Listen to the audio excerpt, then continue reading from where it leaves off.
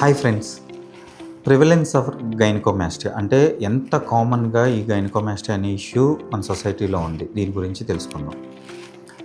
Gynaecomastia statistics ప్రకారం చూసినప్పుడు 30-35% of boys అంటే మెన్ సఫర్ ఫ్రమ్ గైనకోమాస్టియా అన్నది ఒక స్టాటిస్టిక్స్.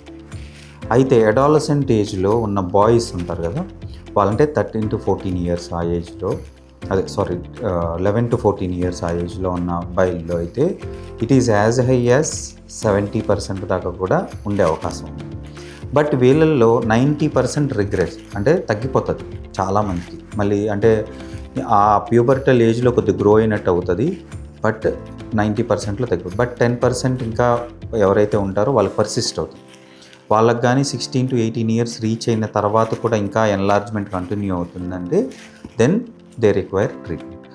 అది కూడా అందరికీ అవసరం లేదు, బట్ వాళ్ళల్లో వాళ్ళు సెల్ఫ్ కాన్షియస్గా అయిపోయి వాళ్ళు ఇబ్బంది పడుతున్నప్పుడు మనము ట్రీట్మెంట్ అన్నది చేయడం జరుగుతుంది, లేకపోతే మనం పట్టించుకోం. సో ప్రివలెన్స్ వచ్చేసరికి చాలా హై. స్టాటిస్టిక్స్ ప్రకారం nearly 30-60% of boys at some stage of their life some grade of గైనకోమాస్టియాతో సఫర్ అవుతారన్నది స్టాటిస్టిక్స్. Thank you.